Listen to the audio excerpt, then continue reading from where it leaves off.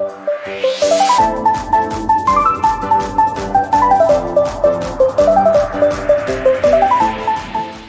Surgawi, ini doa kami. Tinggal dalam indahnya dekapan kasih-Mu ya Bapa. Sebab hanya Padamu kami dapat tenang. Hanya Padamu kami boleh menikmati hidup kami dan kemurahan-Mu yang luar biasa. Pagi hari ini kami buka hati kami ya Tuhan, pikiran kami. Penuhilah dengan Roh-Mu yang kudus ya Tuhan. Biarlah kami dipenuhi juga dengan firman Tuhan yang kami baca, yang kami renungkan bersama. Kuatkanlah kami ya Tuhan, supaya kami dapat berjalan di dalam kehidupan di dunia ini dengan terus mengandalkan Tuhan. Ini kami Bapa, kami siap menerima firman-Mu. Berbicaralah, kami siap mendengar. Di dalam nama Tuhan Yesus kami berdoa, haleluya. Amin. Silakan dulu saudara-saudara. Salam. Puji nama Tuhan. Bapak Ibu Saudara dikasih Tuhan, hari ini khotbah saya beri judul Tenang di dalam Allah. Tenang di dalam Allah. Saudara-saudara, ketenangan jiwa merupakan kunci penting untuk kita melangkah dalam kehidupan kita setiap hari. Jikalau kita tidak tenang, maka kita dapat mengambil keputusan-keputusan yang terburu-buru. Kita bisa membuat tindakan-tindakan yang keliru karena tidak tenang. Jadi diperlukan ketenangan di dalam kehidupan kita agar kita bisa lebih baik di dalam menjalani hari-hari kita. Hari ini kita belajar, si pemazmur berkata, hanya dekat Allah saja aku tenang. Mengapa dia bisa berkata hanya dekat Allah saja aku tenang? Tentunya menjadi satu pertanyaan bagi kita. Kalau pemazmur bisa tenang dekat Allah, maka aku pun tentunya bisa tenang. Jikalau kita tidak bisa tenang, berarti ada satu masalah di dalam kehidupan kita. Di dalam 1 Petrus pasal yang keempat, ayat yang ke-7 dikatakan bahwa karena itu kuasailah dirimu dan jadilah tenang supaya kamu dapat berdoa. Orang-orang yang mau berdoa harus tetap tenang. Coba, kalau kita habis bertengkar, mau berdoa, rasanya susah. Karena baru saja kita melampiaskan amanah kita, baru saja ngamuk-ngamuk, mau berdoa susah. Makanya diperlukan ketenangan. Itu sebab Petrus berkata, kuasailah dirimu dan jadilah tenang. Kita perlu menguasai diri dan menenangkan diri supaya kita bisa berdoa. Yakobus juga bilang bahwa orang yang mendua hati tidak akan tenang di dalam hidupnya. Jadi orang-orang yang mendua hati, artinya orang-orang yang hidupnya selalu penuh dengan kebimbangan, tidak akan tenang. Makanya ketenangan itu menjadi satu hal yang penting untuk kita miliki di dalam hidup kita. Kita perlu ketenangan untuk mengambil sebuah keputusan. Kita perlu ketenangan untuk dapat berdoa. Ya. Ini yang kita lihat di dalam Alkitab kita belajar. Nah, sekarang mari kita belajar bersama-sama dari Mazmur 62 ayat 6 sampai ayat yang ke-9. Mazmur pasal 62 ayat 6 sampai ayat 9. Kalau di Alkitab yang handphone pasti ayatnya 5 sampai 8 ya. Kalau di LAI Alkitab cetak ayat 6 sampai 9. Saya seringkali bilang Tuhan sudah kasih kita Mazda 626. Kalau tahun 80-90 Mazda 626 itu udah keren. Sekarang udah ketinggalan zaman ya Pak. Oh saya. Mazda 626 katanya. Mazda itu Mazmur Daud pasal 62 ayat yang ke-6. Ya kan? Itu harus kita pegang Mazda 626. Mari kita baca sama-sama dalam Mazmur pasal 62 ayat 6 sampai 9. Saya sudah tulis di depan, mudah-mudahan bisa kebaca sampai ke belakang. Mari kita membaca berbalas-balasan. Saya mulai ayat 6, saudara ayat 7, dan kita bergantian. Mazmur 62 ayat 6 sampai ayat yang ke-9. Demikian firman Tuhan. Hanya pada Allah saja kiranya aku tenang, sebab daripadanya lah harapanku. Hanya Dia penyembahanku dan keselamatanku, kota bentengku, aku tidak ada. Pada Allah ada keselamatanku dan kemuliaanku. Gunung batu kekuatanku, tempat perlindunganku ialah Allah.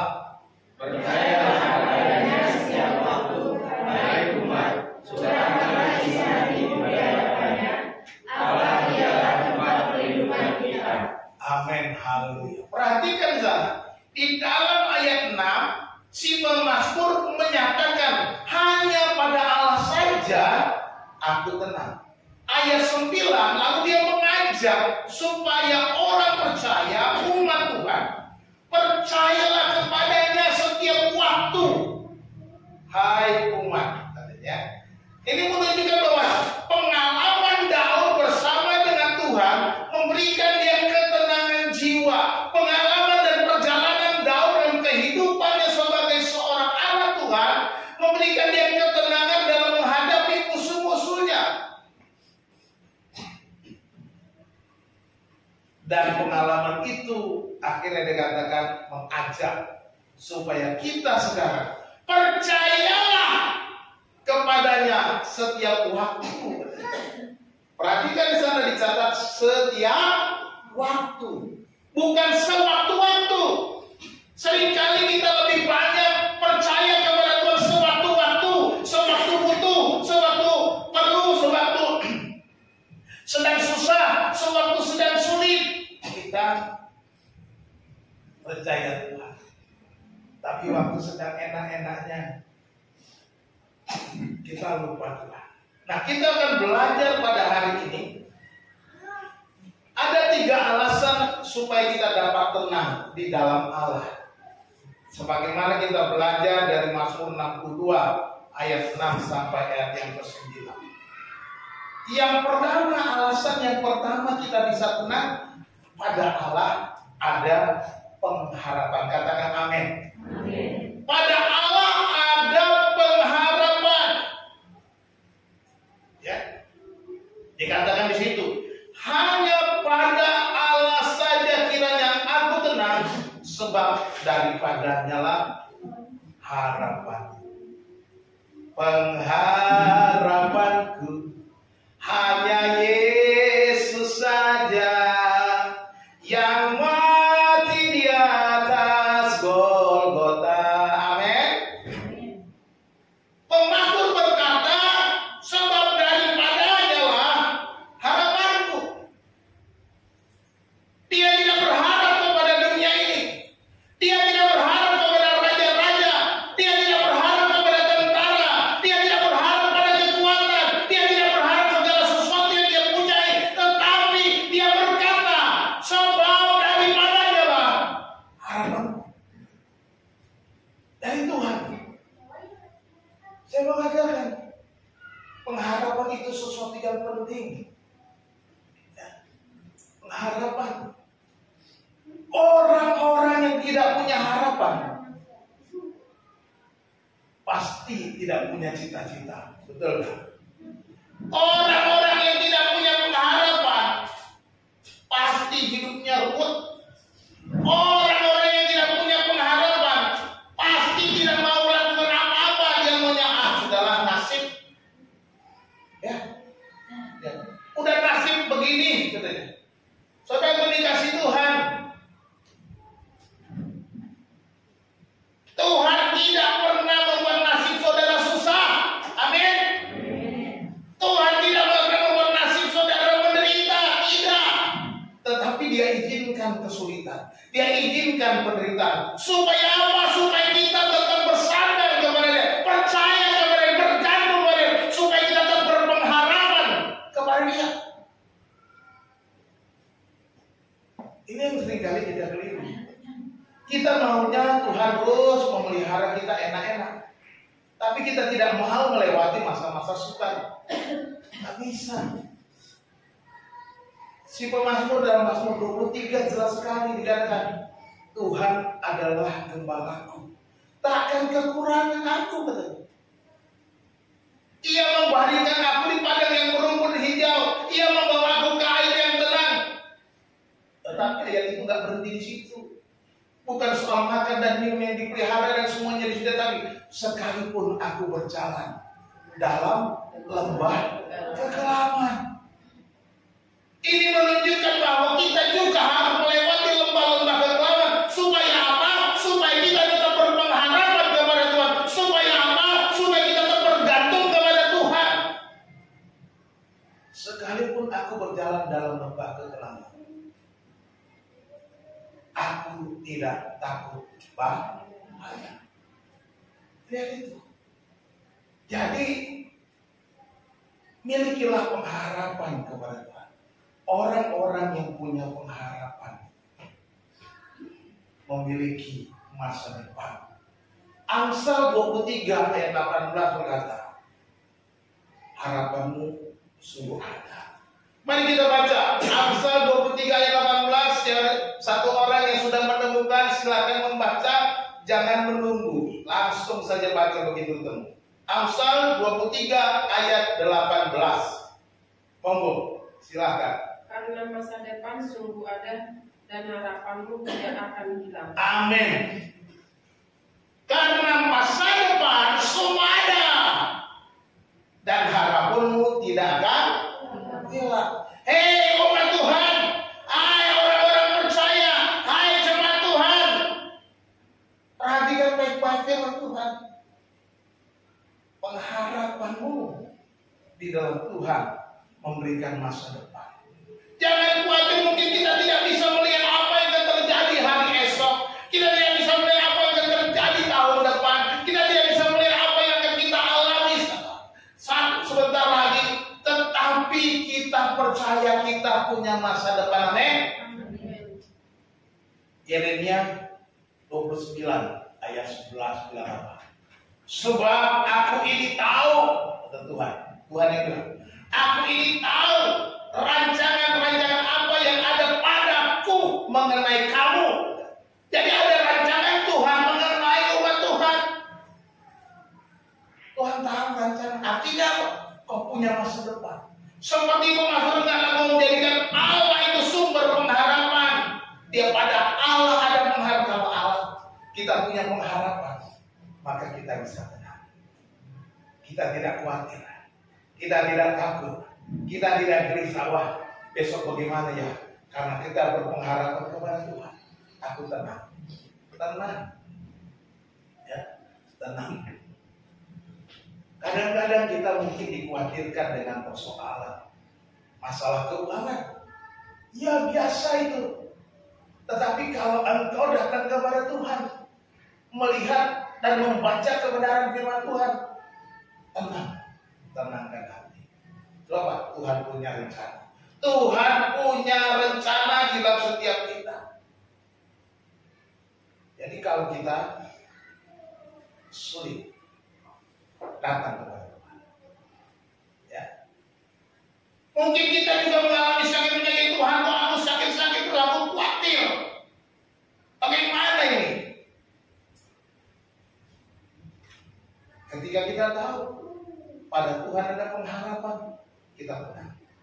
Sakit itu tidak akan membuat saya bingung, kebingungan, khawatir. tenang. Karena ketenangan menjadi penginjak. Di dalam Allah ada pengharapan, maka di dalam Allah kita bisa tenang. Hanya pada Allah saja kiranya aku tenang, sebab daripadanya lah harapan. Kitab Ibrani bilang apa? Ibrani 6 ayat 19. Pengharapan adalah saung yang kuat dan aman bagi jiwa kita. Itu kitab Ibrani. Pengharapan adalah saung yang kuat dan aman bagi jiwa kita. Apa sih saung? Saung itu jangkar. Jangkar itu angker. Itu jangkar kapal. Kapal besar selalu ada saungnya, ada jangkarnya yang dia pakai pepan gitu ya. Soalnya itu kalau dari kapal itu berlabuh, jangkarnya diturunkan sampai ke dasar. Nah, tujuannya apa? Supaya kapal tidak goyang, tidak dibawa oleh arus. Karena apa? Tertahan oleh jangkar. Tegang. Jadi katakan sih, pengharapan adalah saung yang kuat. Kalau engkau punya pengharapan, maka itu akan kuat menahanmu dan engkau tidak akan goyah, engkau tidak akan terombang-ambing, engkau tidak akan terbawa oleh arus air lautan, engkau akan tetap tenang. Itulah kira-kira gambarannya. Saung yang kuat, yang aman bagi jiwa kita. Luar biasa. Tuhan memberi kita pengharapan. Orang-orang percaya adalah orang-orang yang punya pengharapan. Firman Tuhan bilang apa? Ada 3. Iman, pengharapan, dan kasih. IPK. Iman, pengharapan, dan kasih. Atau IHK. Iman, harap, kasih. Ya.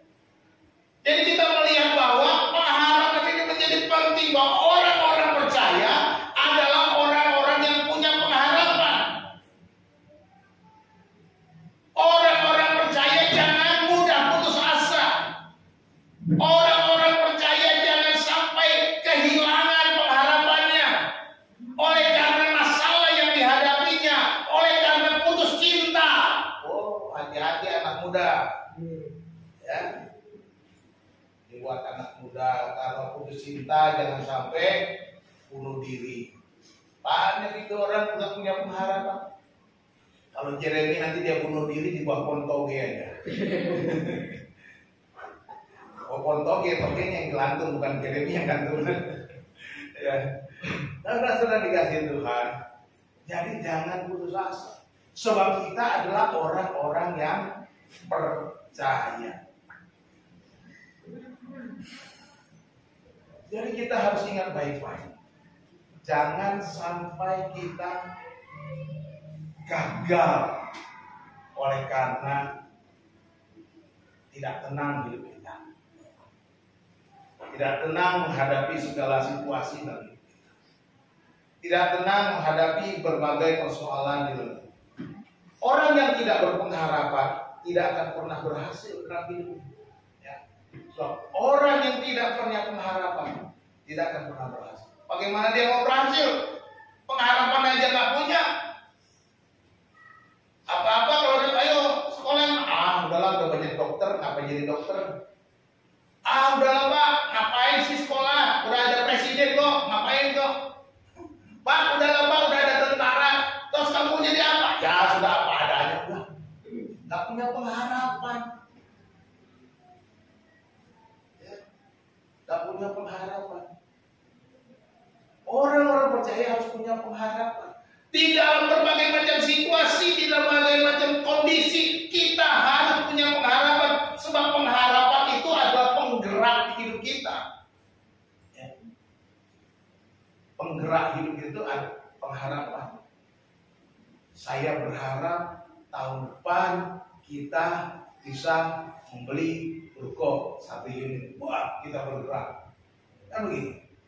Kalau kita nggak punya pengharapan ya sudah. Mahal, susah, nggak bakalan membeli. Kan begitu kan? Nggak bakalan sampai kapanpun nggak membeli karena apa? Nggak punya pengharapan.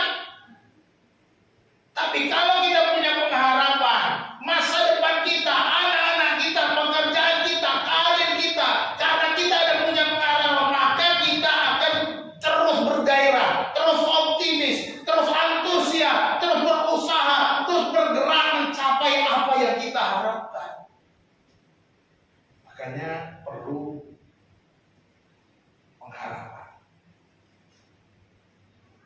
Pemazmur bisa tenang karena di dalam Tuhan ada pengharapan.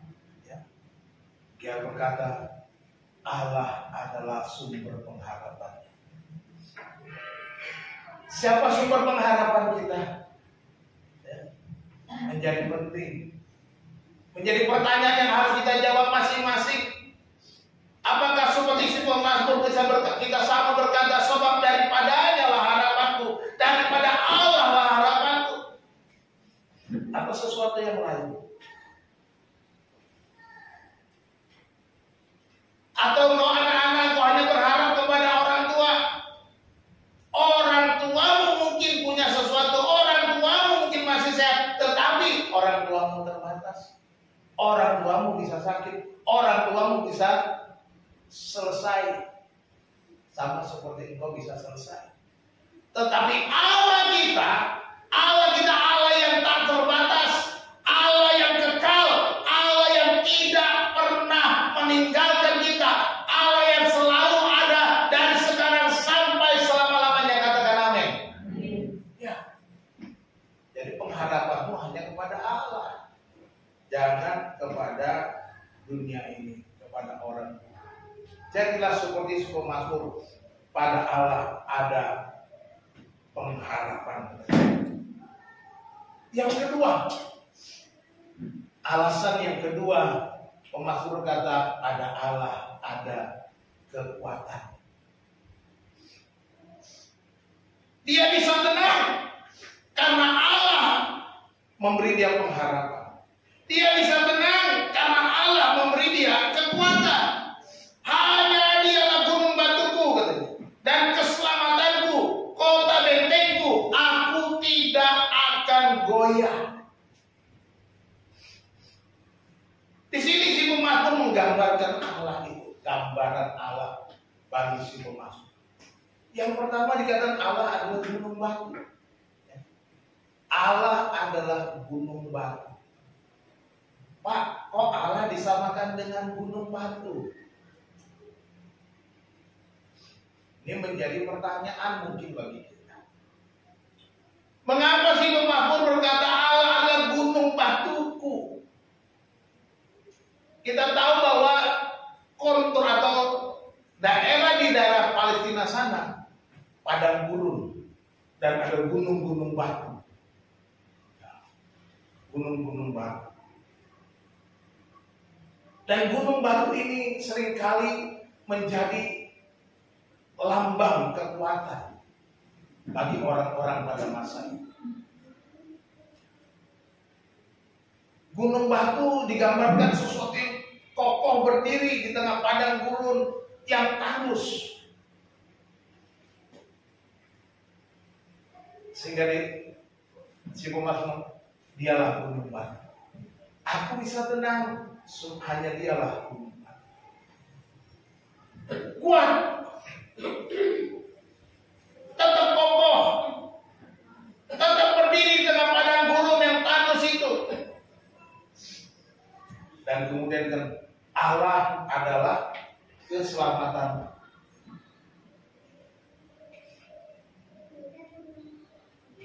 Oh, hello, tapi bisa. Allah adalah keselamatanku.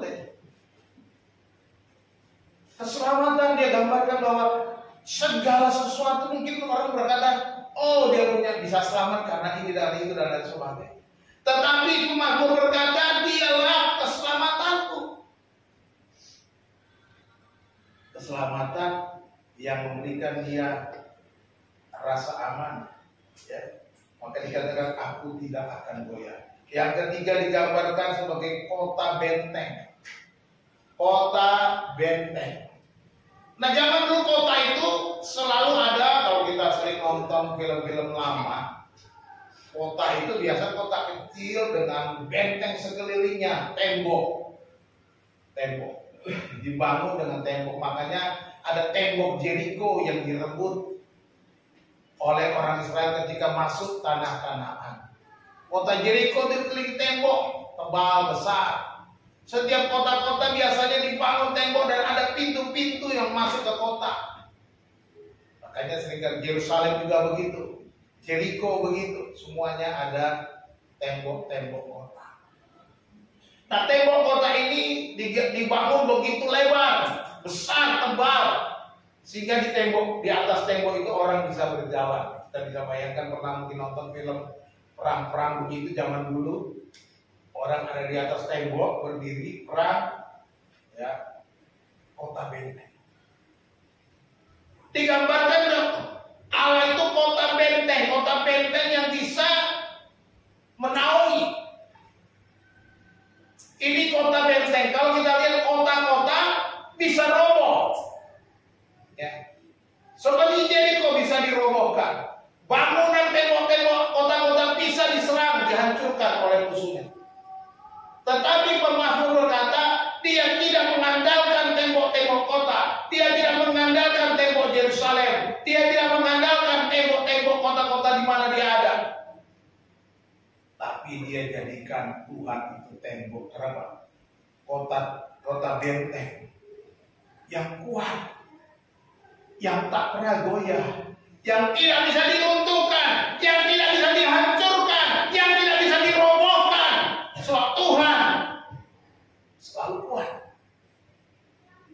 Makanya dia bisa tenang. Dia bisa tenang tinggal di dalam kota. Karena Tuhanlah kota bentengnya. Dia bisa tenang di atas gunung batu sebab Tuhanlah gunung batunya. Dia bisa tenang atas musuh-musuhnya sebab Tuhan yang memberikan dia keselamatan. Maka dia kuat. Tuhan yang memberikan kekuatan di atas persoalannya. Tuhan yang memberikan dia kemampuan untuk bertahan. Karena apa? Dia jadikan Tuhan itu kota benteng, gunung batu keselamatannya, sehingga dia kuat. Nah, kalau kita kuat, aman, maka kita bisa tenang. Aku bisa tenang sebab pada Allah ada kekuatan. Inilah kekuatan yang Tuhan punya. Kekuatan Tuhan tidak akan pernah goyah. Kekuatan Tuhan tidak akan ada yang dapat merobohkan, menghancurkannya. Amin. Tuhan itu Allah yang Maha Kuasa, Allah El Shaddai. Dia Maha Kuat.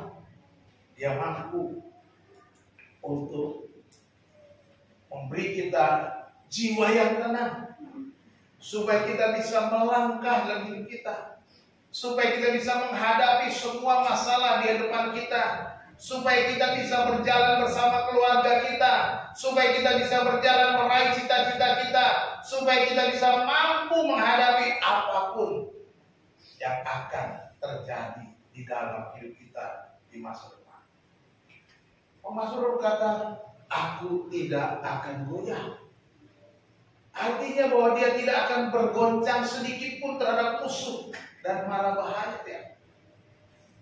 Aku tidak akan goyah. Jadi dia kuat. Kenapa? Karena dia tidak akan goyah. Dia tidak akan goncang. Apapun yang terjadi, musuh-musuh datang menyerang, karena Tuhan itu gunung batu keselamatan kota benteng, maka dia kuat. Aku nggak goyah. Tidak bergeser sedikit pun, tidak berubah sedikit pun. Kuat tetap di dalam Tuhan, kuat di dalam Allah yang memberi dia kekuatan sempurna. Ini yang dialami. Jadi mari kita miliki kekuatan Allah. Kita bisa tenang sebab Allah adalah kekuatan. Jadi kalau di dalam Allah kita dapat, bila kita di dalam Allah, kita dapat tenang dan tidak goyah karena kita mendapatkan kekuatan. Kita mendapatkan kekuatan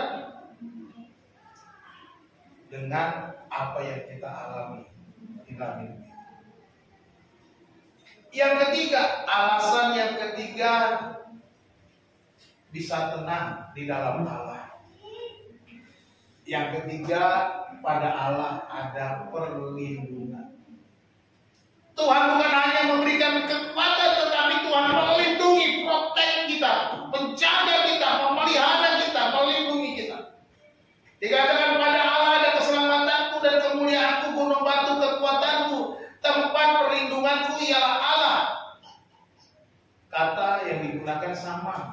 keselamatan, gunung batu, kekuatan, tempat perlindungan.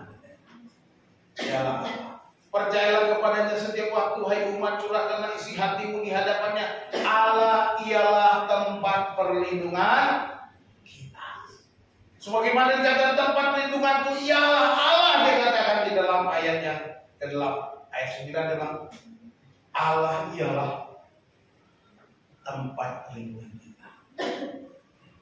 Pemasmur bukan dia berkata akulah yang memiliki Allah, aku yang memiliki perlindungan, tetapi juga dia mengatakan bahwa kita semua orang percaya umat Tuhan juga dapat berlindung kepada Tuhan.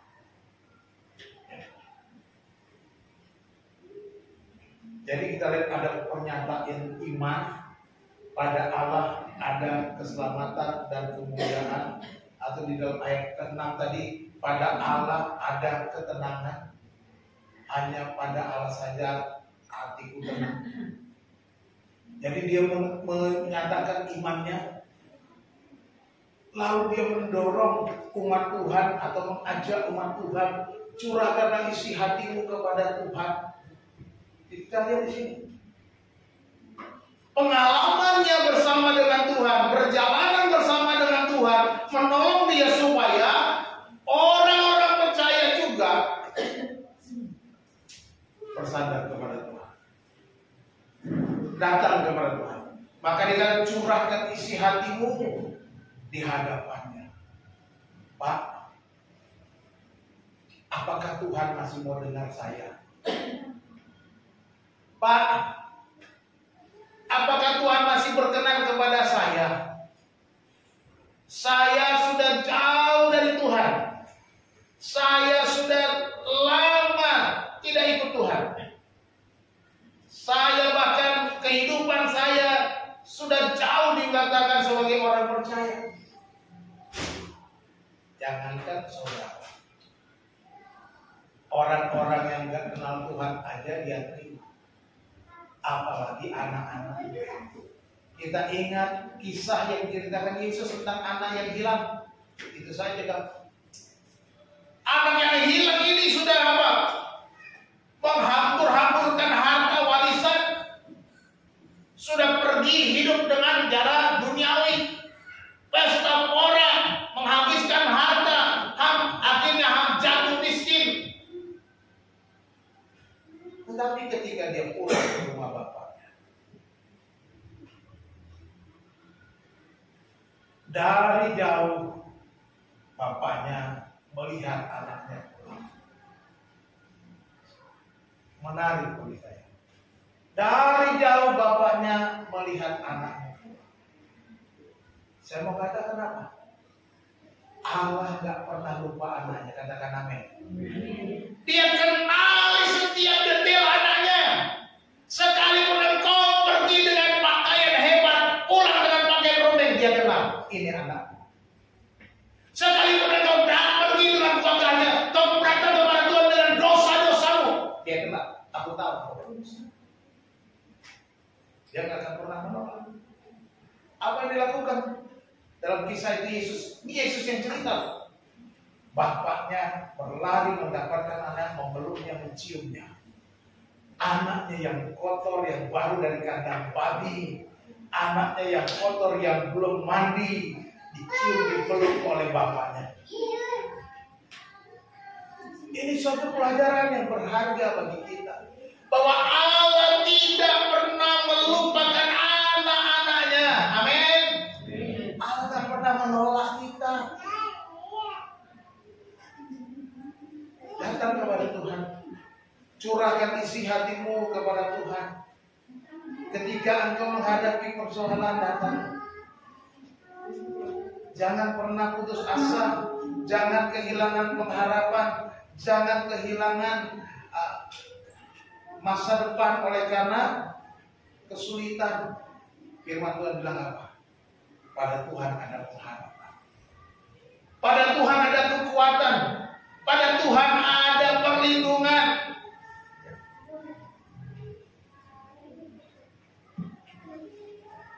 Tenang sebab Allah adalah tempat perlindungan.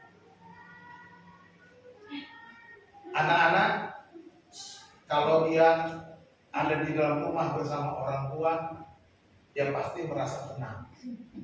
Coba apalagi anak-anak kecil, ya, dia pasti tenang karena dia tahu dia bersama bapak ibunya, bapaknya. Dia ada di dalam rumah, dia tenang.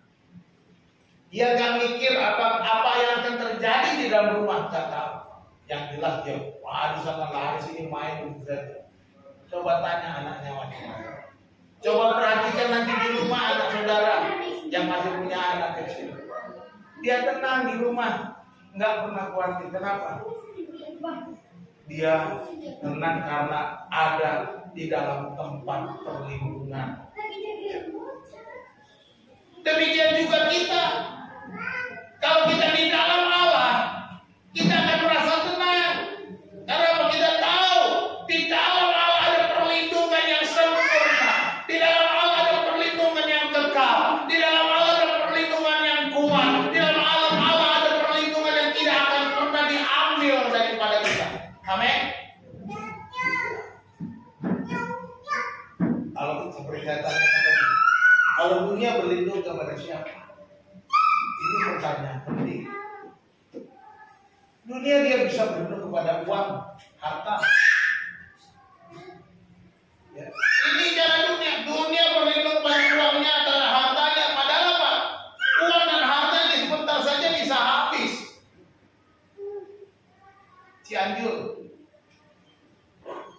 Buktinya kan? Apa? Yang tadi punya macam-macam. Saya lihat foto-foto teman saya kirim. Wah, mobil juga tertimpa, rumah hancur, habis semua, motor-motor semua ini. Orang tuanya ada yang kehilangan orang tua, kehilangan semuanya. Ya. Jadi semua ini fana. Jangan berlindung kepada hal-hal yang fana. Memang saya tahu kita butuh uang, kita butuh harta, kita butuh uang untuk kita hidup, kita makan dan lain sebagainya. Tetapi jangan bergantung kepada dia, jangan berlindung kepada uang. Ya, jangan berlindung. Uang hanya alat, bukan tempat perlindungan. Kita yang harus menguasai uang, bukan uang yang menguasai kita. Kalau uang menguasai kita, kita hanya pikirkan bagaimana punya uang. Tapi kalau kita menguasai uang, kita tahu Tuhan pelihara, maka kita akan tetap tenang. Karena Tuhan melindungi kita. Tak peduli. Hari Minggu seperti puas-puas, tutup warung. Pokoknya ke gereja. Begitu. Ya. Jangan mikir uang. Saya dorong supaya anak-anak muda yang kerja hari Minggu cari pekerjaan yang minggu libur. Jangan. Berdoa, Tuhan tolong berikan saya pekerjaan supaya hari Minggu libur. Saya mau cari Tuhan.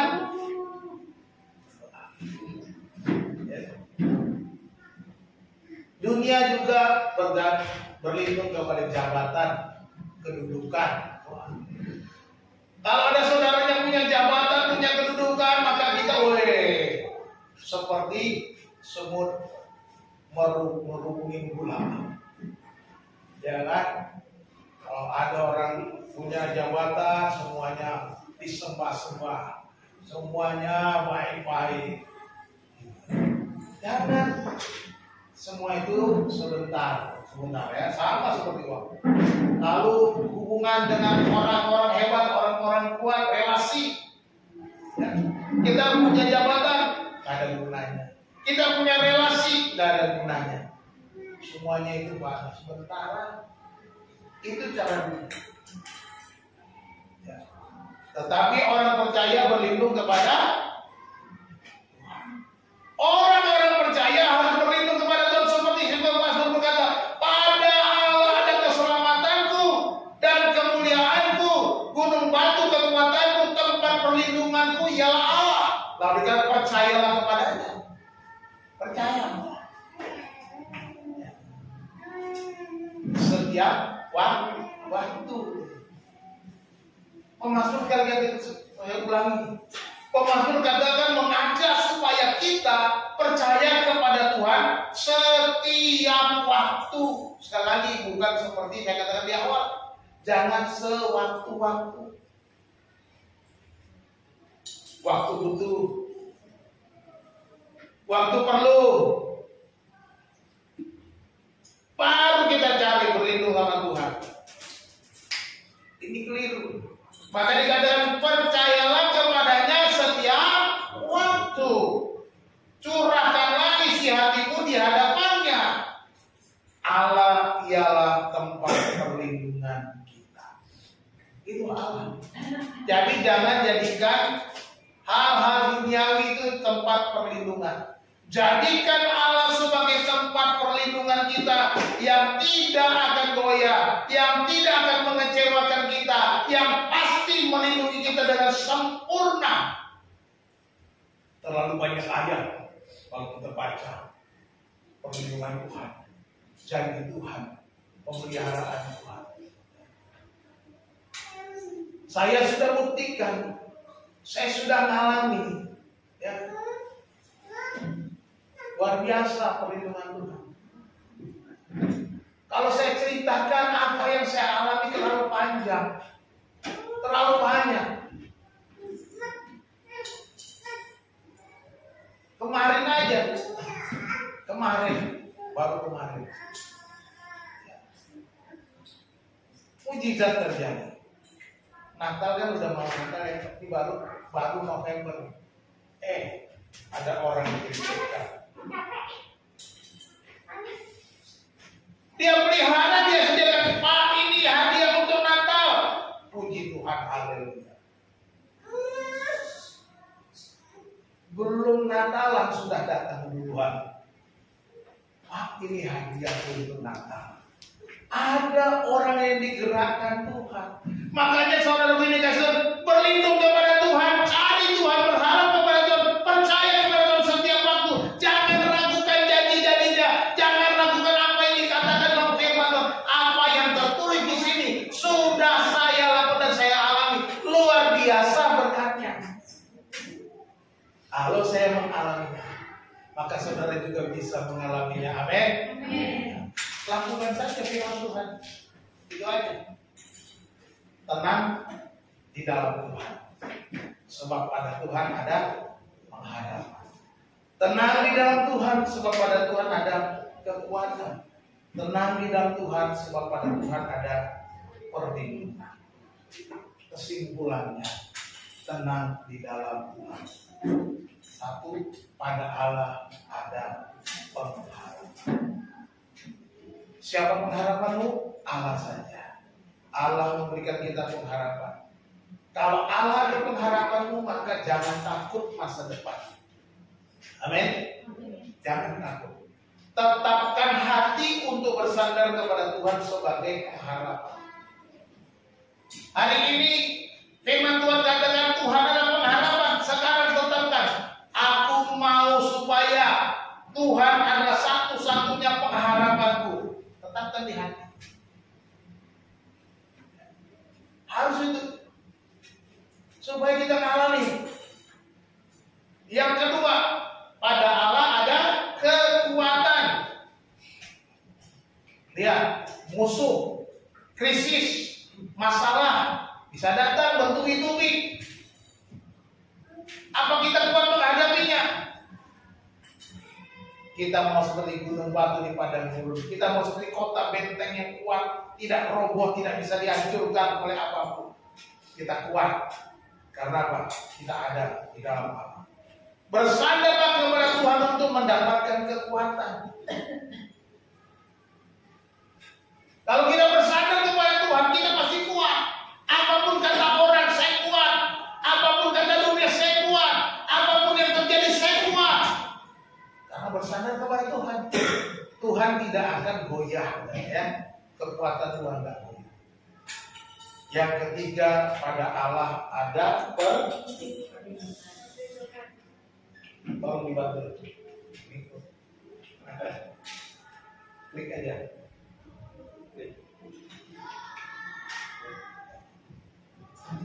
Ya, pada Allah ada perlindungan. Sekali lagi klik. Jadi jangan berlindung kepada kekuatan dunia ini, ya. Jangan berlindung pada kekuatan dunia. Berlindunglah pada Tuhan yang Maha Kuasa, yang berdaulat dan yang sempurna. Berlindung pada Tuhan. Dunia ini tidak akan pernah menjanjikan apa-apa. Mungkin sementara bisa, tetapi kita bisa saja dikecewakan. Teman, sahabat mungkin kita bisa andalkan, tapi bisa saja besok dia mengecewakan. Besok dia menikam dari belakang. Banyak yang begitu. Saudara kasih Tuhan, saya ngalamin orang musuh dari belakang itu juga ngalamin. Ya, Pak Pendeta kok bisa? Iya. Ngalamin. Sesama pendeta, iya. Kok pendeta bisa musuh dari belakang? Bisa. Banyak. Jadi jangan heran kalau pendeta aja bisa ditusuk sama pendeta, apalagi saudara. Jadi jangan percaya apapun yang ada di sekitarmu dengan sepenuhnya, ya. Tapi percayalah kepada Tuhan, berlindunglah kepada Tuhan, curahkanlah isi hatimu kepada Tuhan setiap waktu. Tuhan Yesus memberkati kita. Mari kita berdoa. Bapa yang baik, terima kasih, kami bersyukur kepadamu untuk firman Tuhan yang sudah kami baca, di mana kami membaca firman-Mu. Hanya pada Allah saja aku tenang, daripadanya lah pengharapan. Terima kasih Tuhan, kami boleh kuat oleh karena Allah adalah kekuatan kami, pengharapan kami, perlindungan kami. Bapa, ajar kami untuk bersandar penuh kepada, ajar kami untuk menetapkan hati bergantung kepada Tuhan, bukan lagi kepada dunia, bukan kepada kekuatan kami, bukan pada kesehatan kami, bukan kepada harta kami, tapi hanya kepada Tuhan. Hanya pada Allah saja aku tenang. Kami bisa tenang dan kami bisa melangkah menghadapi persoalan, menyusun semua rancangan dan cita-cita pekerjaan kami. Oleh karena apa? Oleh karena pada Allah ada pengharapan, ada kekuatan, ada perlindungan. Terima kasih Tuhan, kami boleh mendengar firman Tuhan dan hamba-Mu telah menyampaikannya, dan biarlah Roh Kudus yang terus mengingatkan, menolong, supaya kami semua ya Bapa terus mengingat dan bisa melakukan kebenaran firman. Terima kasih Bapa yang baik. Kami serahkan doa kami, berkati umat-Mu, berikan kemenangan. Dalam nama Yesus yang berdoa. Haleluya. Amin.